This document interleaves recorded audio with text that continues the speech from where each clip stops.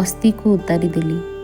ଜରି ଦେହ, ସୂତା ଦେହ, ରେଶମର ଦେହ, ନିଜକୁ ଢାଙ୍କିବା ପାଇଁ କାରୁକାମ କରା ଆବରଣ କାଢ଼ିଦେଲି।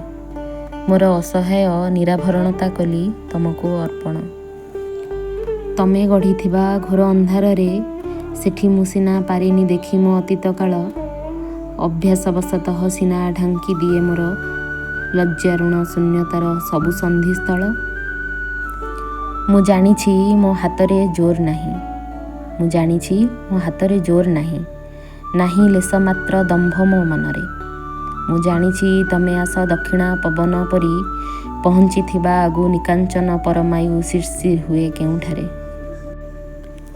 ଅଙ୍ଗ ପ୍ରତ୍ୟଙ୍ଗରେ କିଛି ସ୍ମୃତି ନାହିଁ। ଦେଖ ତରା ପରି ମୋ ବୟସ ବଢ଼େ ନାହିଁ କିମ୍ବା କମେ ନାହିଁ।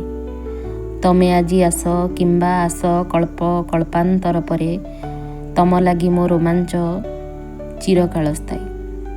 ଯେତେ ପକ୍ଷୀ ଯେତେ ଥର ଭାବନ୍ତୁ ପଛକେ, ଯେତେ ପକ୍ଷୀ ଯେତେ ଥର ଭାବନ୍ତୁ ପଛକେ, ରାତି ପାହିବନି ମେଘ ଉଆଡ଼େ ଚନ୍ଦ୍ରମା ବାରମ୍ବାର ଉଙ୍କି ମାରୁଥିବ।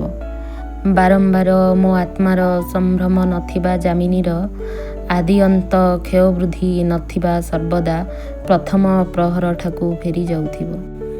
ନଈର ସେପାଖେ ଦିନ ହେଲେ ହେଉଥାଏ, ଏଠାରେ କେବଳ ରାତି। ତମେ ଯେତେଥର ମୋତେ ଛୁଅଁ ସେତେଥର ବୟଃପ୍ରାପ୍ତି ହେବା ଉତ୍ସାହରେ ମୁଁ ମୃତ୍ୟୁ ମୁଖର।